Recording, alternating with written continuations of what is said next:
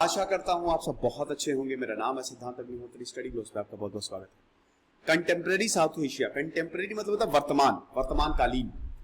तो आज south Asia की क्या स्थिति हम बात करेंगे। चैनल को सब्सक्राइब करिए, इंस्टा पे फॉलो करिए, टेलीग्राम पे, अरे ये मैं क्यों बोल रहा हूँ, चैनल को सब्सक्राइब करिए, ठीक है। ये सब मैं हटा दूंगा शुरुआत, एक्चुअली अभी मैं यूट्यूब के लेक्चर रिकॉर्ड कर रहा था। एनीवे, तो ऐसा है कि जो साउथ एशिया है इसमें क्या क्या आता है, बांग्लादेश, भूटान, इंडिया, मालदीव्स, नेपाल, पाकिस्तान, श्रीलंका, ये सब आता है साउथ एशिया में। अब आपको पता ही है कि भारत में हिमालय है, नॉर्थ पे इंडियन ओशन है, अरेबियन सी है, बे ऑफ बंगाल है, ये नीचे है साउथ में इंडियन ओशन है, ईस्ट में अगर आप देखें तो बे ऑफ बंगाल है, वेस्ट में देखें तो अरेबियन सी है, और बहुत जबरदस्त linguistic, social and cultural diversity है हमारे। तो साउथ एशिया में it actually stands for the diversity. Diversity बहुत ज्यादा है, लेकिन स्टिल जियोपॉलिटिकल स्पेस यहां पे है, मिक्स रिकॉर्ड है। कभी डेमोक्रेसी रहती है, कभी डिक्टेटरशिप हो जाती है, लेकिन यहां के लोग डेमोक्रेसी ही चाहते हैं। सो साउथ एशिया जो है चाहता तो डेमोक्रेसी है, लेकिन वही है ना कि कभी डेमोक्रेसी, कभी डिक्टेटरशिप, कभी ऐसे झूलता रहता है। ये आप देख सकते हैं, ये है हमारा साउथ एशिया, जिसमें अगेन बांग्लादेश, भूटान, इंडिया, मालदीव, पाकिस्तान, नेपाल, श्रीलंका, ये सब आता है। ये है एशिया का सदर्न पार्ट, ठीक है ना। ये तो अब अगर बात करें पाकिस्तान की, तो पाकिस्तान आपको पता ही है कि एक एक जगह का देख लेते हैं कि पाकिस्तान में मिलिट्री का शासन चला है। 1947 में पाकिस्तान आजाद हुआ, वैसे हिस्ट्री ऑफ पाकिस्तान मैंने कवर की है। 1947 में पाकिस्तान भी आजाद हुआ। अब 1957 तक तो ठीक था, लेकिन 1958 में जनरल अयूब खान आ गए। 1958 से लेकर 1969 तक अयूब खान रहे, 10 साल का रूल। भैया जनरल अयूब खान ने तख्ता पलट किया, एक के बाद एक प्रधानमंत्री आ रहे थे, गए। जवाहरलाल नेहरू का 1955-56 में कथन आया था कि इतनी जल्दी तो मैं अपनी धोती नहीं बदलता जितनी जल्दी पाकिस्तान में प्रधानमंत्री बदल जाते। तो पाकिस्तान ने पहला कॉन्स्टिट्यूशन बनाया, जनरल अयूब खान आए। इससे पहले भी थे, ऐसी बात नहीं है, इससे पहले भी हम बता तो रहे कि इससे पहले डेमोक्रेसी थी पाकिस्तान में, इलेक्शंस हो रहे थे, लेकिन 1957-58 के बाद कुछ ऐसा हुआ कि जनरल अयूब खान ने सत्ता हथिया ली, तख्ता पलट हो गया। 10 साल इनका रूल चला। अब उसके बाद हम ये देखते हैं कि फिर से जनरल याह्या खान, हालांकि उस समय तो डेमोक्रेसी ही थी, लेकिन 1971 का भयानक वॉर हो गया। हम 1971 का जब वॉर हुआ, बांग्लादेश अलग, पाकिस्तान और बुरी हालत पाकिस्तान में। अगेन हम देखते हैं कि इलेक्टेड गवर्नमेंट आई, जुल्फिकार अली भुट्टो पाकिस्तान में आए 1971 से लेकर 1977 तक, बट फिर जनरल जिया उल हक आ गए। जनरल जिया उल हक की जुल्फिकार अली भुट्टो बहुत बेइज्जती किया करते थे, और इसी इंसान ने तख्ता पलट कर दिया। सबकी बायोग्राफी भी मैंने कवर की है। तो 1978 से लेकर 1989 तक जनरल जिया उल हक रहे, प्लेन क्रैश में उनकी मृत्यु हो गई। फिर से कुछ समय तक, फिर से हम देखते हैं 1988 मतलब 2000 तक लगभग डेमोक्रेसी फिर से रही पाकिस्तान में, लेकिन अगेन परवेज मुशर्रफ ने तख्ता पलट कर दिया। तो पाकिस्तान में अब उसके बाद फिर 2009 के बाद अब फिर से डेमोक्रेसी है। Democracy, dictatorship, democracy, dictatorship, dictatorship मतलब मिलिट्री रूल, ठीक है, मिलिट्री रूल चलता रहता है। और पाकिस्तान पीपल्स पार्टी, मुस्लिम लीग, दोनों में ही टसल कि बड़ा कौन है, बड़ा कौन है, इस तरीके से। भाई 1999 में नवाज शरीफ थे भाई, और कारगिल युद्ध जब हुआ तो ऐसा बोला जाता है कि नवाज शरीफ को पता ही नहीं था कि परवेज मुशर्रफ ने कारगिल युद्ध कर दिया। इधर अटल बिहारी वाजपेयी दोस्ती का हाथ बढ़ाने गए, पूरी बस यात्रा की, और इधर परवेज मुशर्रफ ने चालाकी से, कारगिल पे भी बहुत शानदार मूवी आ रही, कैप्टन विक्रम बत्रा, शेरशाह जो उनका कोड नेम था। तो 2001 में जनरल मुशर्रफ आ गए, 2008 में फिर से डेमोक्रेसी आई। अभी इस समय इमरान खान की सरकार है। अब इमरान खान भी, पाकिस्तान में आज तक कोई भी प्रधानमंत्री अपना पूरा कार्यकाल नहीं कर पाया है, बीच में ही तख्ता पलट हो जाता है। तो यहां पे डोमिनेंस रहा है, मिलिट्री, क्लर्की, एरिस्टोक्रेसी, ये सब इलेक्टेड गवर्नमेंट को ओवरथ्रो करते हैं, क्योंकि इलेक्टेड गवर्नमेंट जो है और मिलिट्री जो है, दोनों के बीच में मिलिट्री की ही चलती है। वैसे इलेक्टेड गवर्नमेंट भी मिलिट्री की सुनती है, ठीक है। और उसके बाद पाकिस्तान और इंडिया की जो लगातार कॉन्फ्लिक्ट होती रही है, मिलिट्री को वहां पे लोगों का सपोर्ट भी काफी ज्यादा है। डेमोक्रेटिक रूल है भी नहीं पाकिस्तान में, इंटरनेशनल सपोर्ट, लोग चाहते हैं कि भैया पाकिस्तान में मिलिट्री ही रहे तो ज्यादा बेटर है, मिलिट्री ही कंटिन्यू करे डोमिनेंस को। अमेरिका और वेस्टर्न नेशन ने इनफैक्ट मिलिट्री के रूल को, अथॉरिटेरियन रूल को इनकरेज किया है। आप विश्वास करेंगे, जहां अमेरिका दुनिया भर में बोलता है डेमोक्रेसी लेके आओ, मैं बता दूं कि अमेरिका, देखिए इस दुनिया में जितने भी देश है ना, कोई भी परमानेंट फ्रेंड्स और परमानेंट एनिमी नहीं है, सिर्फ परमानेंट इंटरेस्ट। इसका मतलब यही है कि जिसको जैसे हिसाब से, जिसकी जो फेवर में जाएगा उसी हिसाब से वो करेगा। अमेरिका को अगर लगेगा इस देश में डेमोक्रेसी आनी चाहिए तो डेमोक्रेसी लेके आओ, अगर डिक्टेटरशिप हो तो डिक्टेटरशिप लेके आओ, इस तरीके से। लेकिन फिर जब अमेरिका में अटैक हुआ तब पता चला कि भैया इस्लामिक टेररिज्म तो बहुत ही जबरदस्त है यहां पे, ग्लोबल इस्लामिक टेररिज्म। पाकिस्तान का जो न्यूक्लियर आर्सेनल है वो आतंकियों के हाथ में जा सकता है। तब फिर यहां पे अमेरिका ने फिर थोड़ा सा शिकंजा कसना शुरू किया, वरना सब कुछ बढ़िया चल रहा था। बांग्लादेश में भी डेमोक्रेसी ऐसी ही रही है। 1971 में बांग्लादेश आया, शेख मुजीबुर रहमान जो थे वो वेस्ट पाकिस्तान के खिलाफ बड़े तगड़े से लड़े, लेकिन बांग्लादेश हाथ तो गया। अब शेख मुजीबुर रहमान डेमोक्रेसी लेके आए थे, सोशलिज्म लेके आए थे, लेकिन 1971 से पहले जो पाकिस्तान कर रहा था, शेख मुजीबुर रहमान ने लोगों के साथ वही करना शुरू कर दिया। ठीक है, 1971 शेख मुजीबुर रहमान 1950 से एक्टिव थे और 1971 वॉर में मुजीबुर रहमान को जेल में डाल दिया। भाई पाकिस्तान दो में डिवाइडेड था ना, एक ईस्ट पाकिस्तान एक वेस्ट पाकिस्तान। आज का बांग्लादेश उस समय पाकिस्तान के पास था, समझ रहे हो? अब आज का बांग्लादेश उस समय पाकिस्तान के पास था। अब लेकिन जो आज का बांग्लादेश है, मतलब वेस्ट पाकिस्तान जिसको बोला जाता था, ईस्ट पाकिस्तान जिसको बोला जाता था, तो वहां पे बड़ी दिक्कत थी। ठीक है, ईस्ट पाकिस्तान में क्या था ना कि जो लोग थे उनको सेकेंड क्लास सिटीजन ट्रीट किया जाता था, इनको रिप्रेजेंटेशन ज्यादा नहीं था, इनके रिसोर्सेस सारे उड़ा दिए जाते थे, उर्दू इन पे थोप दी गई। तभी शेख मुजीबुर रहमान खड़े हुए बोले कि हमको तो बांग्लादेश चाहिए। बाद में हालांकि 1971 में बांग्लादेश का नाम आया, क्योंकि यहां पे ज्यादातर बंगाली भाषी थे। वैसे बांग्लादेश तो बंगाल का पार्ट है, जब पार्टीशन ऑफ बंगाल हुआ तो ये वाला एरिया अलग हुआ, फिर उसके बाद जब भारत आजाद हुआ तो ये ईस्ट पाकिस्तान बन गया। तो बंगाली कल्चर है, लैंग्वेज है, लेकिन अनफेयर ट्रीटमेंट बहुत ज्यादा होता था। 1971 में इनके साथ बहुत ज्यादतियां हुई, फिर भारत की मदद से 1971 में बांग्लादेश आजाद हुआ, अलग देश बना। लेकिन उसके बाद फिर हम ये देखते हैं कि बांग्लादेश में भी प्रॉब्लम हो गई। 1976 आते आते शेख मुजीबुर रहमान को मार दिया और फिर से तख्ता पलट हुआ। यहां पे जनरल नूर हुसैन को मार दिया था। अरे मतलब जो यहां पे ढाका यूनिवर्सिटी में जनरल इरशाद का जब रूल था, देखिए जिया और रहमान थे, ठीक है, उन्होंने हम ये देखते हैं कि जो डिक्टेटरशिप है वो चालू कर दी।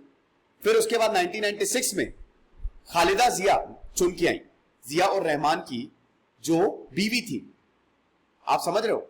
और उसके बाद फिर अभी शेख हसीना, फिर उसके बाद मतलब खालिदा जिया 1991 से लेकर 1996 तक, मतलब आप समझिए कि 1990 तक, 1976 से लेकर 1990 तक बांग्लादेश में हमें देखते हैं कि डिक्टेटरशिप रही, मिलिट्री का रूल चला। अब उसके बाद जब मिलिट्री का रूल चला, आप ये देख सकते हैं कि तो जिया और रहमान आ गए, उन्होंने अपनी बांग्लादेश नेशनल पार्टी, और 1979 में उन्होंने इलेक्शन होते हैं, ऐसा नहीं कि अब इलेक्शंस नहीं होते हैं, पाकिस्तान में भी इलेक्शंस, सब जगह इलेक्शंस होते हैं, लेकिन ये खाली दिखाने के लिए इलेक्शंस, बस जीतता यहां पे मिलिट्री ही है, समझे, ट्रांसपेरेंसी नहीं है। तो 1975 में जब शेख मुजीबुर रहमान ने आप समझिए कि पार्लियामेंट्री से प्रेसिडेंशियल फॉर्म ऑफ गवर्नमेंट में शिफ्ट किया, सारी पार्टीज को उन्होंने एबॉलिश कर दिया, मार्शल लॉ लगा दिया, जिसकी वजह से इनको खत्म कर दिया। जिया और रहमान को, पूरी फैमिली को मार दिया था, पूरी फैमिली को। यहां पे शेख मुजीबुर रहमान की जो बेटी थी शेख हसीना, जो इस समय प्राइम मिनिस्टर है, वो बच गई थी, वो बाहर थी इसलिए बच गई, वरना खत्म हो जाता। तो यहां पे जो नया मिलिट्री रूलर है जिया और रहमान, वो आया 1979 में, अपनी पार्टी बना ली उसने, और उसके बाद फिर इसको भी असैसिनेट कर दिया जनरल इरशाद ने। फिर 1990 में इरशाद स्टेप डाउन किया, 1991 में इलेक्शंस हुए, तब आई खालिदा जिया जो कि जिया और रहमान की पत्नी थी। फिर शेख हसीना आई 1996 में, 2001 तक रही, फिर खालिदा जिया आई, लेकिन अभी शेख हसीना ही है जो प्राइम मिनिस्टर है ना, 2008 से लेकर 2000 मतलब अभी तक शेख हसीना ही प्राइम मिनिस्टर है, और शेख हसीना बेटी है शेख मुजीबुर रहमान की, समझे आप। तो ये चीज, अब नेपाल में भी यही चीज है, नेपाल में भी भाई बहुत समय तक हिंदू किंगडम रहा है, राजा महाराजाओं का रूल रहा है बहुत समय तक। अगर नेपाल की बात करें, असल हिंदू किंगडम नेपाल अपने आप को बताता है। नेपाल में हिंदुइज्म बहुत फैला हुआ है, वेजिटेरियनिज्म नेपाल में आपको देखने को मिलेगा, गाय की पूजा, पशुपतिनाथ टेंपल, आप समझिए माउंट एवरेस्ट हो गया दुनिया भर के टॉलेस्ट, क्योंकि पूरे हिमालयन रेंज में आता है ना, तो माउंट एवरेस्ट यहीं पे आपको मिलेगा, highest point on earth. Kathmandu जो है वो कैपिटल है नेपाल की, और यहाँ पे बहुत सारे एथनिक ग्रुप्स हैं जो कि हिंदू हैं। हिंदुइज्म यहाँ पे 82% हिंदुइज्म फॉलो किया जाता है, 9% बुद्धिज्म नेपाल में फॉलो करते हैं। ठीक है, फेडरल गवर्नमेंट है यहाँ पे भी इलेक्शंस होते हैं, लेकिन इलेक्शंस अभी 14-15 साल पहले से ही होना शुरू हुए हैं। प्रेसिडेंट है विद्या देवी भंडारी, प्राइम मिनिस्टर शेर बहादुर देवबा, अभी हटाया गया केपू ओली को, आपको पता ही प्रधानमंत्री नहीं थे, वो कम्युनिस्ट थे। इस तरीके का हिसाब किताब रहा है। गौतम बुद्ध का जन्म, हालांकि देखिए अभी तो लुम्बिनी में जो इस समय नेपाल में, उस समय भारत में ही था। सिल्क रोड यहां से जाती थी, ट्रेड यहां से होता था। गोरखा किंगडम जो है 18th सेंचुरी में गोरखा किंगडम ने नेपाल को यूनिफाई किया। फिर शाह डायनेस्टी ने किंगडम ऑफ नेपाल स्टैब्लिश किया, और उसके बाद ब्रिटिश एम्पायर के साथ आया ये, आप समझ रहे हो। और तब से लेकर 1951 तक ये पार्लियामेंट्री डेमोक्रेसी यहां पे इंट्रोड्यूस की गई। जब ब्रिटिशर छोड़ के गए तो 1951 में पार्लियामेंट्री डेमोक्रेसी आई, लेकिन नेपालीज मोनार्क्स ने इसको सस्पेंड कर दिया 2 बार, एक बार 1960 में और एक बार 2005 में। फिर नेपाल का सिविल वॉर होता है 1990s में, 2000 में, तब जाके फाइनली 2008 में नेपाल को आजादी मिली, सेक्युलर रिपब्लिक बनाइए। दुनिया की सबसे बड़ी हिंदू मोनार्की रहा है नेपाल। नेपाल का संविधान 2015 में आया, और अभी सेक्युलर फेडरल पार्लियामेंट्री है ये, जो 7 प्रोविंसेस में बटा हुआ है। ठीक है, हिंदू किंगडम था ये। हालांकि यहां पे नेपाल चाहता था कि रिस्पॉन्सिव फॉर्म ऑफ गवर्नमेंट हो, लेकिन मिला नहीं। मैंने बताया ना कि यहां पे आर्मी का कंट्रोल गवर्नमेंट पे रहा है। डेमोक्रेसी भी नेपाल में आने नहीं दी है। नया संविधान लेके आओ, तो किंग ने, राजा ने, पीछे राजा के पीछे मिलिट्री काम कर रही थी। 1990 में नया संविधान लेके आया, तो फिर एक बहुत तगड़ा प्रो डेमोक्रेटिक मूवमेंट चला। 1990 का संविधान यही कहता था कि जो है राजा है, आपको ज्यादा राइट्स दिए नहीं जाएंगे। और यहां पे आर्म्ड कॉन्फ्लिक्ट हुए मोनार्क के खिलाफ, रूलिंग एलीट के खिलाफ। माओइस्ट गोरिल्ला थे, कम्युनिज्म यहां पे फैला, और यहीं से कम्युनिज्म की नेपाल में शुरुआत होती है, हम देखते हैं। 2002 में फाइनली राजा ने पार्लियामेंट को एबॉलिश कर दिया, और जो गवर्नमेंट उसको डिसमिस कर दिया। लिमिटेड डेमोक्रेसी थे ना इस समय, खत्म कर दिया। 2006 में बहुत भयानक जबरदस्त प्रोटेस्ट हुए, और फाइनली राजा ने हाउस ऑफ रिप्रेजेंटेटिव को रिस्टोर किया, जो 2002 में डिसॉल्व हुई थी। ये नॉन वॉयलेंट मूवमेंट था, याद रखिएगा। 7 पार्टी अलायंस, SPA जिसको बोला जाता है, माओइस्ट और सोशल एक्टिविस्ट। तो नेपाल का भी काफी जबरदस्त इतिहास रहा है। 2008 में नेपाल एक डेमोक्रेटिक रिपब्लिक बना, अपनी मोनार्की को हटाया इसने। श्रीलंका में भी आपको पता है 1948 में श्रीलंका, देखिए जब श्रीलंका आजाद हुआ, ब्रिटिशर सब छोड़ के गए श्रीलंका को 1948 में, तो Sri Lanka was actually dominated by the force. यहां पे सिन्हाला कम्युनिटी जो है वो मेजॉरिटी में थी। बहुत सारे number of Tamils they migrated from India. अब देखिए श्रीलंका जब तक ब्रिटिशर था श्रीलंका में, तब तक समझिए कि देखिए आज जो नॉर्थ का रीजन है ना, वो उस समय वहां पे तमिल कम्युनिटी रहती थी। तमिल कम्युनिटी 10% थे, लेकिन माइनॉरिटी में थी। तमिलियंस रहते थे, तमिलियंस जो थे वो माइग्रेट हुए थे भारत से श्रीलंका में, तो नॉर्थ रीजन में यहां पे रहते थे। अब आप ये समझिए जाफना जिसकी कैपिटल थी, तो भले ही ये माइनॉरिटी में थे, लेकिन इनके पास ताकत बहुत ज्यादा थी, बड़े बड़े पद, अमीर थे, बिजनेसमैन थे। सिन्हाला कम्युनिटी को इतनी ज्यादा ताकत नहीं थी। अब जब ये आजाद हुआ 1948 में, तब श्रीलंका ने बोला कि सिन्हाला कम्युनिटी को हम ज्यादा अब राइट्स देंगे। तो अब यहां पे कॉन्फ्लिक्ट हुआ, आप समझ रहे हो। हर तरीके से तमिलियंस को दबाया गया। फाइनली लिट्टे का उदय हुआ, liberation tigers of Tamil Eelam, जो आज तक की सबसे बड़ी मिलिटेंट ऑर्गेनाइजेशन रही है, जिसके पास खुद का एरोप्लेन था। 2 प्रेसिडेंट को इन्होंने मरवा दिया। राजीव गांधी को भी तो लिट्टे ने मरवाया था, प्रभाकरन, वेल्लुपिल्लई प्रभाकरन, वी प्रभाकरन। फिर उसके बाद तमिल में भी श्रीलंका में भी सिविल वॉर शुरू हुआ। यहां पे जो तमिल ईलम लोग, ये जो लिट्टे थी, और भी बहुत सारे इंसर्जेंट ग्रुप थे, लेकिन फाइनली लिट्टे ही इसमें से विनर साबित हुई। इन्होंने बोला कि हमको अलग तमिल नेशन चाहिए, तमिल ईलम चाहिए, जो कि श्रीलंका को काट के बनेगा। ऐसा तो होगा नहीं। दोनों में सिविल वॉर शुरू हुआ। उसके बाद फिर भारत ने श्रीलंका को सपोर्ट दिया। पहले भारतीय जो थे वो तमिल ईलम को सपोर्ट कर रहे थे, बाद में श्रीलंका के साथ इन्होंने पैक्ट साइन किया। भारत ने अपनी 1987 में पीस कीपिंग फोर्सेस भेजी, IPKF, Indian peace keeping force. मैंने बहुत सारे श्रीलंका पे लेक्चर लिए, कम से कम 10 से 12, लेकिन ये काम ही नहीं किया। 1991 में राजीव गांधी को उड़ा दिया इन्होंने बम से। तब भारत को समझ में आया कि भैया ये निकलवाओ, फौजें बाहर निकलवाओ, वरना बहुत प्रॉब्लम हो जाएगी। 2009 तक सिविल वॉर चला है दोस्तों, इसके 3 फेजेस रहे, लेकिन 2009 तक सिविल वॉर चला और फाइनली लिट्टे को खत्म किया गया जब प्रभाकरन 2009 में मारा गया। तो यहां पे भी प्रॉब्लम रही है, बहुत दिक्कत। भारत पाकिस्तान पॉलिटिक्स तो आपको पता ही है। 1947 में पाकिस्तान और भारत अलग हो गए, आधा कश्मीर पाकिस्तान के पास चला गया। चला क्या गया दोस्तों, अब हम चाहते तो पूरे पाकिस्तान कश्मीर क्या चीज है, लेकिन वही है ना कि यूनाइटेड नेशन में मसला अटक गया है। ये यूनाइटेड नेशन में, तो यूनाइटेड नेशन वही बोलता है कि पहले पाकिस्तान मिलिट्री हटाए, फिर भारत मिलिट्री हटाए, उसके बाद हम रेफरेंडम करवाएंगे। तो अभी जो पाकिस्तान और कश्मीर को ऑक्यूपाई करके रखा है, उसको पाकिस्तान ऑक्यूपाइड कश्मीर बोलते हैं, जिसकी कैपिटल मुजफ्फराबाद है। तो 1947-48 में डिवीजन हो गया। अब 1965 में एक वॉर हुआ। पाकिस्तान हमेशा से कश्मीर को अपने कब्जे में लेना चाहता था। 1965 में अमेरिका पहला वॉर हुआ भारत और पाकिस्तान का। 1971 में सबसे खतरनाक वॉर है, जिसने भारत ने अलग देश को ही बना दिया। बधाई हो, बांग्लादेश हुआ है। सियाचिन ग्लेशियर पे कौन कंट्रोल करेगा, इस पे काफी ज्यादा इशू रहता है। उसके बाद भारत और पाकिस्तान आर्म रेस दोनों करते हैं कि न्यूक्लियर वेपन हमारे पास भी हो जाए, तुम्हारे पास भी हो जाए, इस हिसाब किताब। भारत ने अपना न्यूक्लियर टेस्ट 1998 में कंडक्ट करवाया, इधर पाकिस्तान ने भी कंडक्ट करवा दी तुरंत ही। पाकिस्तान के पास भी न्यूक्लियर हथियार आ गए, भारत के पास भी न्यूक्लियर हथियार आ गए। लेकिन भारत और पाकिस्तान को, दोनों को ही, पाकिस्तान को ज्यादा, क्योंकि भारत तो तैयार है। ये समझना पड़ेगा, ये जनरल नियाजी आप देख रहे हैं किस तरीके से, बहुत मतलब जब 1971 में वॉर हारे थे, है ना, तो ये साइन कर रहे हैं। तो भारत और पाकिस्तान की बात करें तो वही है कि पाकिस्तान को समझना पड़ेगा कि भारत हमारा पड़ोसी है और हमारा भला ही चाहता है।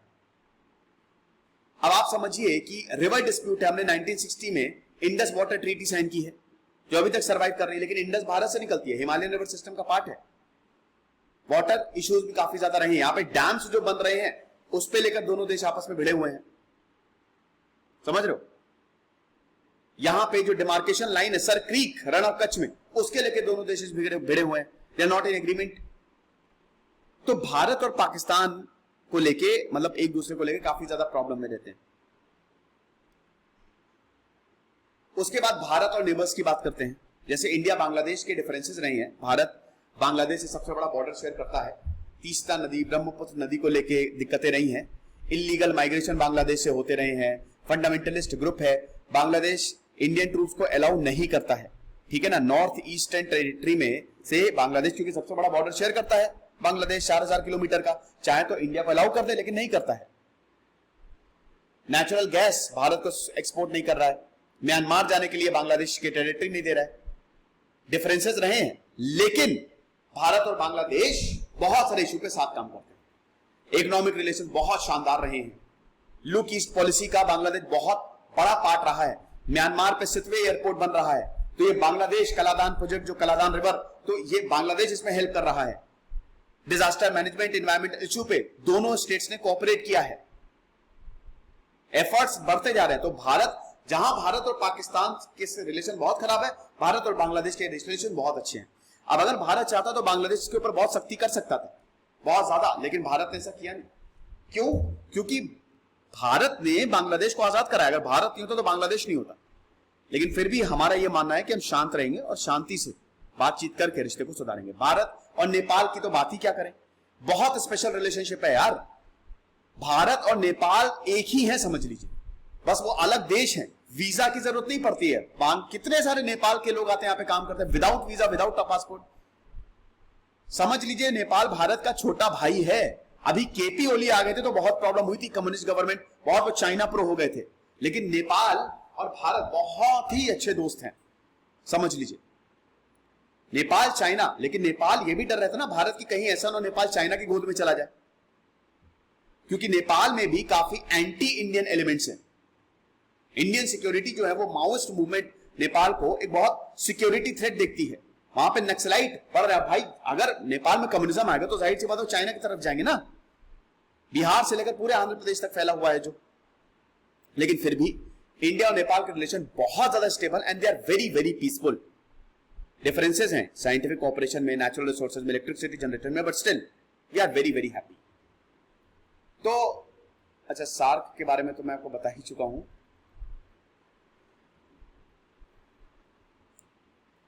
तो भारत और श्रीलंका में डिफिकल्टी हुई 1987 से लेकर, मतलब थोड़ा बहुत हुआ। और उसके बाद क्योंकि देखिए भारत के राष्ट्रपति को उड़ा दिया, उसके बाद जब भारत की फौज श्रीलंका में गई तो श्रीलंका में बहुत ये हुआ कि अरे भारत की फौज यहां पे क्यों आ रही है, लेकिन स्टिल हमारा रिलेशन ये सब ओवर हो चुका है। अभी हमारा रिलेशन बहुत बढ़िया है। भारत ने फ्री ट्रेड एग्रीमेंट श्रीलंका के साथ साइन किया है। दोनों कंट्रीज एक दूसरे के साथ काफी ज्यादा कोऑपरेट करती हैं। श्रीलंका में जो पूरा कंस्ट्रक्शन हुआ सुनामी के बाद वो भारत ने किया। भूटान से बात करें तो भारत भूटान किससे भी बहुत शानदार रिलेशनशिप है भूटानीज गवर्नमेंट के। आप समझिए कि जो वहां पे गुरिल्लाज है, मिलिटेंट्स हैं, उनको भी हटाने में भारत साथ देता है, ऑपरेट करता है कि ठीक है। वहां पे जो बड़े बड़े हाइड्रो इलेक्ट्रिक प्रोजेक्ट चल रहे हैं वहां पे भी, हिमालयन किंगडम में भी, सब जगह। मालदीव के साथ भी बहुत अच्छे रिलेशन है हमारे। 1988 में जब तमिल मर्सिडीज ने मालदीव को अटैक किया तब भारत मालदीव गया और वहां पे इन्वेजन को स्टॉप किया। तो इकोनॉमिक डेवलपमेंट, टूरिज्म, फिशरीज में भी भारत ने मालदीव का काफी साथ दिया है। SAARC, South Asian for regional cooperation, मैंने आसियान बताया था, सार्क नहीं बताया था, बहुत इंपॉर्टेंट है। साउथ एशियन कंट्री साथ में आती हैं। और इस समय अभी तो आज मैंने एक लेक्चर ही लिया यूट्यूब पे कि किस तरीके से सार्क जो है अफगानिस्तान में अमेरिका जा रहा है, छोड़ के जा रहा है, किस तरीके से जो पावर वैक्यूम क्रिएट हुआ है उसको भारत जो है वो सार्क नेशन जो है वो संभाल सकते हैं। सार्क में आपका मालदीव, श्रीलंका, ये सारे जो आप देख रहे हैं ना, पाकिस्तान, अफगानिस्तान, ये सब सार्क के पार्ट हैं। ठीक है। अब सार्क हालांकि अभी रेलेवेंस इसका थोड़ा कम होता जा रहा है, लेकिन सार्क एक बहुत गजब ऑर्गेनाइजेशन है क्योंकि भारत इस ऑर्गेनाइजेशन के थ्रू दूसरे देशों में एंटर कर सकता है, साउथ एशियन देशों में एंटर कर सकता है। हम रियल इकोनॉमिक बेनिफिट यहां से देख सकते हैं। सार्क मेंबर्स ने south Asian free trade agreement 2004 में साइन किया था। फ्री ट्रेड जोन है, पूरे साउथ एशिया में फ्री ट्रेड जोन है। कहीं पे फ्री ट्रेड मतलब क्या हुआ, टैक्सेस बहुत कम लगाएंगे। मार्केट जो है ना वो बहुत, जैसे ज्यादा टैक्सेस होंगे ना, जैसे अगर मैं भारत हूं, मुझे लेदर बेचना है, नेपाल बहुत टैक्सेस लगा देगा, लेकिन फ्री ट्रेड मतलब क्या, टैक्सेस बिल्कुल नेग्लिजिबल होंगे। तो हम इश्यूज, पॉलिटिकल इश्यूज पे कोऑपरेट करेंगे। लेकिन वही है कि भारत ने already bilateral agreement Bhutan, Nepal, Sri Lanka से साइन करके रखे हुए हैं, तो इसमें कभी कभी प्रॉब्लम आती है। समझिए कि जितने भी बड़े रीजन्स हैं they are actually influenced by the outside powers. ये तो बात सही है। चाइना और अमेरिका बहुत बड़े प्लेयर्स हैं साउथ एशियन पॉलिटिक्स में। चाइना पैसे से साउथ एशियन कंट्रीज को खरीद लेता है। भारत और चाइना के भी रिलेशंस इंप्रूव हुए हैं, लेकिन अभी हम देखते हैं चाइना पाकिस्तान के साथ बहुत ही अच्छा दोस्त है, मतलब, और भारत अमेरिका का बहुत अच्छा दोस्त है। लेकिन चाइना जो है वो भारत से कॉन्फ्लिक्ट भी करता है। बॉर्डर इश्यूज अभी तक रिजॉल्व भी नहीं है। तो आपने डोकलाम क्राइसिस देखा, आपने पंगोंग सो लेक क्राइसिस देखा, बहुत ज्यादा टेंशंस हुई हैं। अमेरिका का भी इन्वॉल्वमेंट साउथ एशिया में बढ़ता जा रहा है। कोल्ड वॉर के बाद तो और ज्यादा बढ़ता जा रहा है।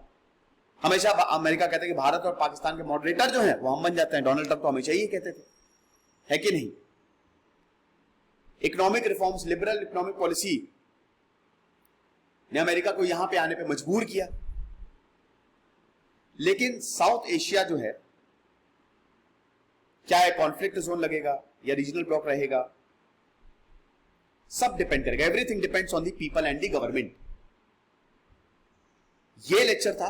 खुश रहिए, पढ़ते रहिए। जैसे सिद्धांत अग्निहोत्री, साइनिंग ऑफ।